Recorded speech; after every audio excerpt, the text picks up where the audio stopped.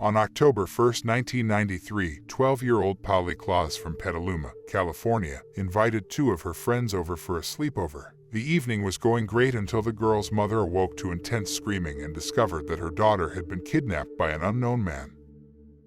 Polly Hannah Klaas was born on January 3, 1981 in Fairfax, California, USA. Polly's family consisted of her father Mark, mother Eva, and younger sister Annie. Her parents separated when she was very young, and as a result of this separation, the girls went to live with their mother in the city of Petaluma, California. Mark, for his part, had a new relationship after the separation, and Polly got along very well with this woman.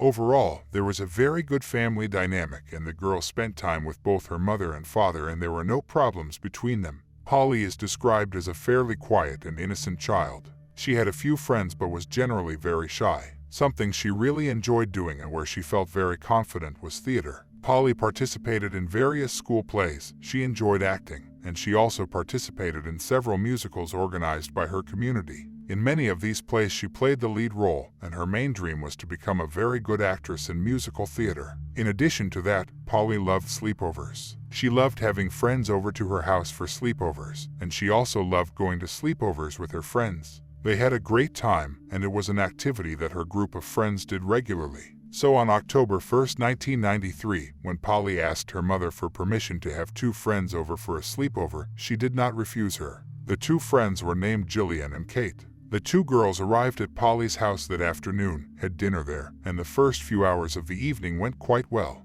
At 9:45 p.m. Polly's mother decided to go to bed, as she had a bad headache. So she told the girls she was going to bed and asked them to wake her if they needed anything. According to Eva, she took 2 sleeping pills and fell into a deep sleep. After 11 p.m., she was awakened by the screams of her daughter's friends. Both girls told her that a man had broken into the house and taken Polly away. Eva apparently called the police at this point and went to see if her other daughter, Annie, was okay. The girl was in her room and didn't seem to notice anything. When the police arrived, they began questioning Polly's two friends. The girls said they were in a room playing and figuring out what costume to wear for Halloween and doing all sorts of nonsense. At about 11 p.m. Polly said it was time to go to bed, and her friends agreed. She said she would go and get the inflatable bed she had made with her mom so the three of them could sleep together. When Polly opened the door of her room, there was a man standing in front of them, and they saw that he had a knife in his hand, and the man was not wearing a mask. Since Halloween was approaching, the girls thought it was some kind of joke and started laughing. But then they realized that it wasn't. The man got very angry when they laughed, forced them into a room and tied their hands and feet. He asked who lived in the house, and all three of them said it was Polly. Then the man took the pillowcases off the pillows and put them over Jillian and Kate's heads, and then told them that they must count to 1,000, and that he would take Polly away for a moment, but then bring her back. When the girls saw that the man had already left, they tried to free themselves. For about half an hour they tried to get out, until at last they were able to do so. And when they got out of the room, they went straight to Eva to tell her that her daughter was missing and that a man had taken her away. They told all this to the police and also gave a very thin description of the man. Let me remind you that he wasn't wearing a mask, he wasn't covering his face, so Jillian and Kate could see him perfectly, which allowed the officers to draw up a sketch of the man to start looking for him. There wasn't much evidence at Polly's house. A few footprints were found, but they all belonged to Polly, her mother, her sister, and other family friends who had been in the house the previous days. Some fibers were found on the carpet, and they were significantly different from the carpet in Polly's house. They were taken for analysis and determined that they belonged to the carpet of the car. The police analyzed the cars of people who were in the house and were known to the family and found no matches. Therefore, the assumption was made that the fibers belonged to the kidnapper's vehicle. A palm print was also found. At that time there was not yet so much progress in the field of fingerprinting, DNA and everything else, so it was not possible to compare it with any database. But nevertheless, the print was preserved so that it could be compared to the suspect found at a later date. Another item found in Polly's room was a piece of fabric that looked very much like silk and looked like it had been cut with scissors from a garment. It had a very specific pattern, and the police concluded that this could also help them in the future. There was also a hair that was found that was unknown to whom it belonged because, as I said, DNA and all these techniques, although they already existed, were not developed enough to be analyzed. The search for Polly became one of the largest searches conducted in the United States up to that time. Many people joined in as volunteers. A total of 4,000 people searched for the girl in the neighborhoods around her home, in vacant lots, and in large estates near the location. Police tried to find drivers who resembled the sketch, but these attempts were unsuccessful. Officers wanted to find Polly within 24 hours of her disappearance because after that time it would have been very difficult to find her alive. So the investigation was handed over to the FBI, and they also started active efforts to find the girl as soon as possible. But the first day passed, then another, and every day the hope of finding Polly alive disappeared. Police asked if neighbors had seen anything unusual the night of the abduction, at which point several neighbors said they did see a very strange man wandering around the neighborhood.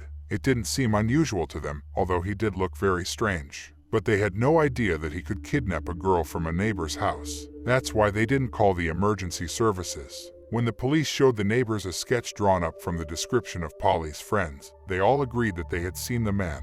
Officers also interviewed all the teachers and staff at the school where the girl attended. They wanted to find out if they knew the man, if any of them were related to him, or if anyone knew what had happened to little Polly, but no one knew anything. Everyone had an alibi for the time of the events and none of the school staff fit the description, nor did they look like the sketch that had been made. The police went so far as to compare the fiber found in Polly's house to the car mats of teachers' cars and all school staff, but none of them came back positive. As I said, as the days went on, the desperation of not only the family, but also the authorities and the general population grew. Everyone feared that this man who was kidnapping children was a danger to society, and this obviously put even more pressure on the police to solve the case. A reward of $200,000 was put up for providing truthful information that could help the police locate Polly. This money was sponsored by actress Winona Ryder, who even held a press conference asking for Polly's return.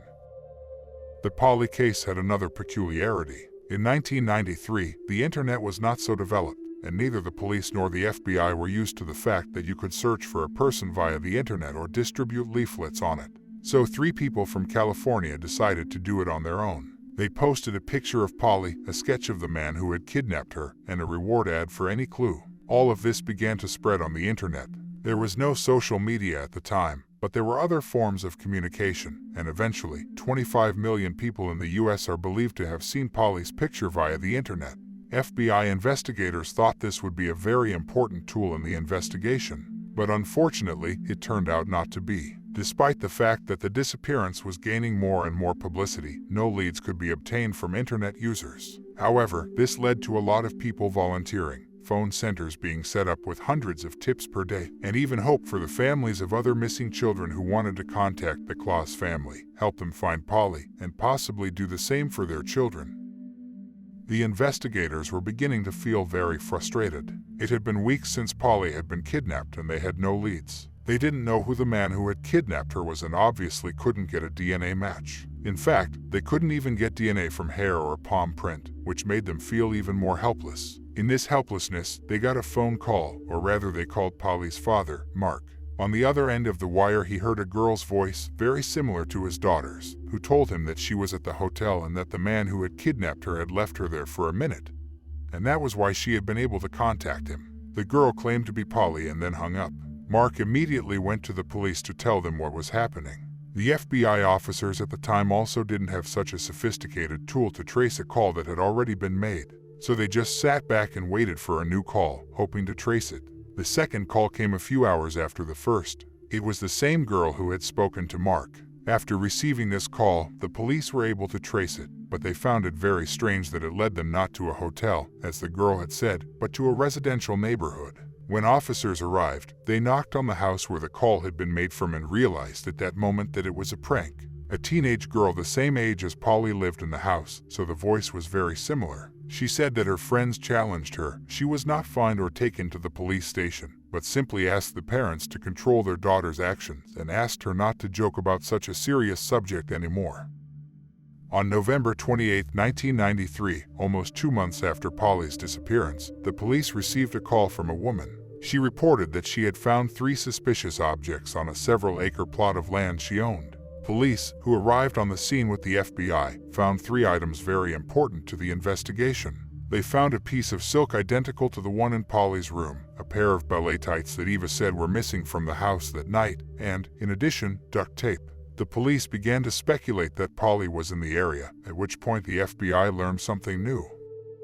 Sometime before the discovery of all these things, namely on the day of Polly's disappearance, the same woman went to the police with a report. Strangers had been frequenting her property. Many of them didn't even know they were trespassers. She had too much land and it was wooded, with only a small house inside. She didn't have a fence all around the property, although there were signs that it was private property, but without a fence or anything to prevent trespassing. Stray people often passed through the place without realizing they were on private property. The woman had many intruders, but one she remembered in particular. On the night of Polly's abduction, this man had snuck up to her house in his automobile. The car got stuck in the mud. The nanny who was looking after the woman's son was the first to see the man, but did not approach him because, she said, she was too frightened. The owner of the house did not approach the man either. She thought he had a look of anger in his eyes. Then they decided to call the police. The officers arrived and started asking the man what he was doing there. He said he didn't realize he was on private property and that he would leave quickly, but asked the officers to help him pull his car out of the mud.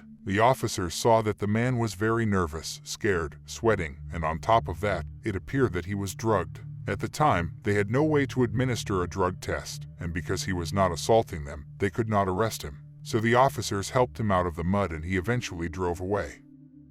This man's name was Richard Allen Davis. He was born in 1954 in San Francisco, California. His childhood was marred by the violence that his parents used on him. When he was 12 years old, his parents separated. His mother disowned him completely, stating that she wanted nothing to do with her son and left him to his father. Richard's father was a very irresponsible man. He would leave the house for hours, and often days, and Richard was often left alone, sometimes with neighbors, and sometimes he would seek out some of his relatives. Already in his teens, his criminal history began. Richard started stealing, got into street fights, and spent several months in reform school. At the age of 17, he committed a violent robbery, nearly killing the man he robbed. So the judge gave him two options. He could either go to reform school or join the U.S. Army. Richard chose to join the Army, but he did not serve for 2 years and was dishonorably discharged for his terrible behavior. As he matured, Richard continued to have problems and his criminal record became much longer.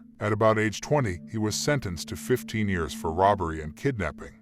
He only served 1 year of those 15 years, as he was paroled for good behavior. At the time, Richard was haunted by another charge. Many of his friends believed that he had killed a 19-year-old girl named Marlene, even though the police recognized that she had left on her own. But in the young woman's entourage, everyone believed Richard had killed her the night they were at the party. But there was no way to prove any of this. They were just rumors. At the time of Polly's disappearance, Richard was on probation, and it was unclear where he lived at the time, as he had no specific address. The police issued a special leaflet, which they sent out to officers only, and asked them to exercise extreme caution. No information was given to the media because they were very afraid that Richard would leave California or even leave the United States.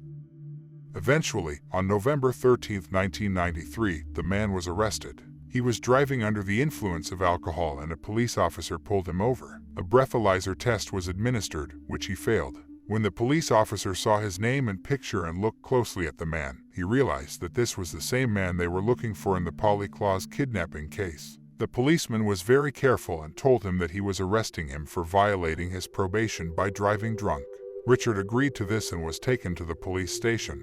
Once at the police station, they began reading him his driver's license and informed him that he was actually being held for kidnapping Polly Klaas. Richard was taken to give a statement. The interrogation was quite thorough, but in the end he admitted that he had indeed kidnapped the girl. The police believe that Richard confessed under duress. Evidence was taken from his palm print, which completely matched the print found in Polly's house. The fibers found in the carpet were identical to the fibers in the carpet of his car. Polly's friends were taken to the police station for an inquest, and the girls immediately stated that the man who had kidnapped Polly was Richard. In addition, another piece of silk identical to the one found in the girl's room was found in his car, as well as on the property of the woman who had called the police. Everything was against him, and he finally decided to confess. He said that he had been using illegal substances with friends that day and was not feeling well. He decided to break into a house in a certain neighborhood to commit a burglary. Richard drove around for a while and arrived in Polly's neighborhood. He saw that there was an open window in the house and decided to climb in. The man said he didn't plan anything, never saw Polly, never saw her family or followed them. He went into the house, looked for valuables, saw there weren't many, and as he was about to leave, Polly opened the bedroom door and saw him. Richard noticed that the girl was very scared and finally decided to take one of them. According to him, he put Polly in his car, started driving, and after a while stopped in a vacant lot. There he violated Polly. After that, he got behind the wheel again. When the woman and the babysitter saw Richard on private property, he had Polly in the back seat of the car, and when police officers helped him pull the car out of the mud, Polly was still alive. This caused much frustration to the police officers, who thought her life could have been saved. After they helped him pull the car out, he drove down the highway, strangled Polly, dug a grave, and left her body there. Richard told the police the exact location of the grave, and the police began a search.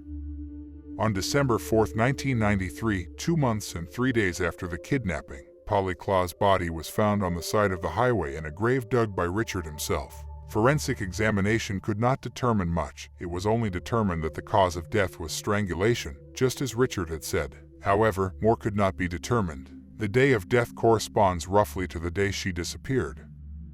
With all this evidence, the man stood trial charged with the kidnapping, murder, and rape of Polly Klaas. At the trial, Richard was given the opportunity to say a few words. In addition to apologizing to the family, he also accused Polly's father of sexually abusing her. He stated that the girl said the following phrase to him, "Don't do to me what my father does to me." Polly's father yelled at Richard and was about to stand up to hit him, but did not do so because several people present at the trial restrained him. Everyone was disturbed by the words of the accused, not only because he said such a thing and didn't apologize, but also because they didn't think Polly's father had abused her, even though it hadn't been proven, and even defended her former partner. On June 18, 1996, Richard was found guilty of the kidnapping and murder of Polly Klaas. In August, he was sentenced to death. He tried to challenge the death sentence but was unable to do so. In 2006, he was found unconscious in his cell after overdosing on pills, but was resuscitated and sent back to prison. In 2009, his lawyer tried to have his conviction appealed to the Supreme Court, but was unsuccessful. The Supreme Court affirmed that he should be executed. Richard's attorney stated that he would file further appeals. Because of all the appeals filed by the attorney, this man has been on death row for years and has not yet been executed. But it is hoped that in the next few years after the appeals are over, he will still be executed. Do you think he deserves the death penalty for what he did? And do you think the police are guilty for not checking Richard's car or for not doing anything when they noticed that he was very nervous and possibly under the influence of illegal substances? Write your opinion in the comments, as well as subscribe to this channel. See you in the next video.